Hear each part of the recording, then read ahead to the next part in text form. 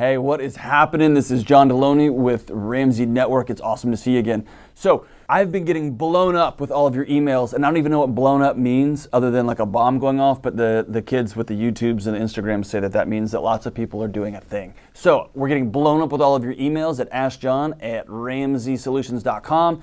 We've been taking some of those calls and answering them on the Dave Ramsey Show. We've been answering them on one of my new show that we're working on, that we're building up from the floor up. And I wanted to talk about some of the emails that have come in today. So check it out. We're going to go over a couple. I'm going to keep the names confidential because I haven't called you and let you know we're going to talk about this. But I think these are some emails that everybody wants to know, or that people across the country are dealing with right now. Number one, when should a parent who was cheated on by another parent tell their kids that their husband or wife cheated on them and that's why they got divorced?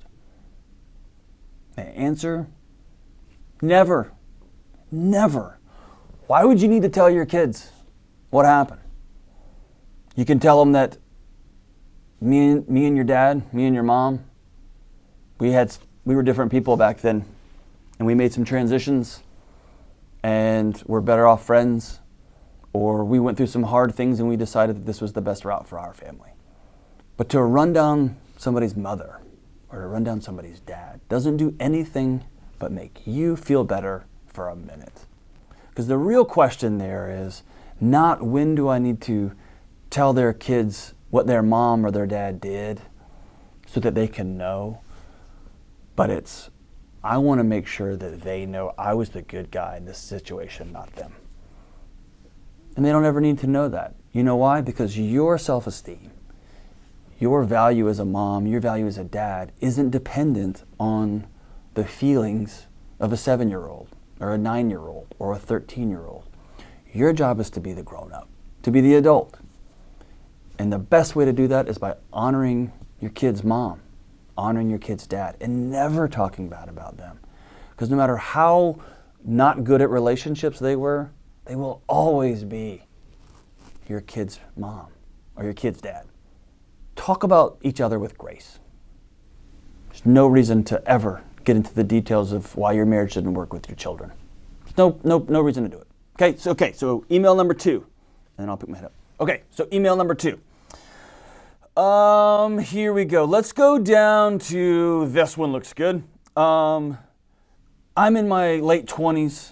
My girlfriend's in her early 20s. We've been together for 5 years, 7 years, 6 years.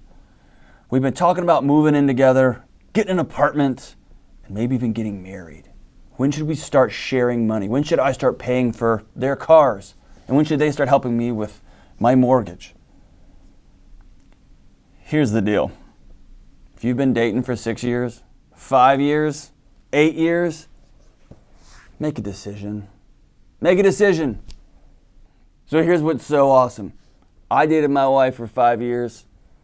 I won't say her name, but she's sitting back over here. They dated for 5 years. Right there, the guy holding the microphone, 6 years. Dude, make a decision. You know or you don't know, okay? If you've been dating with somebody for 7 years, 5 years, and you're thinking, well, we need to move into, just get married or call it. Number 2, never put money in somebody else's pocket unless you're married, okay? And I know that makes me sound I'm old-fashioned, like I'm an old... Don't do it. Don't buy somebody else a car unless you are married. Don't start paying down somebody else's mortgage unless you're married. Unless you are joined together, come thick or thin, you're going to be in this on the back end of it, okay?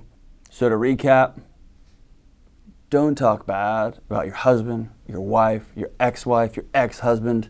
Don't talk bad about the parents of your kids. Don't do it. Whether you're still married or not married, don't do that.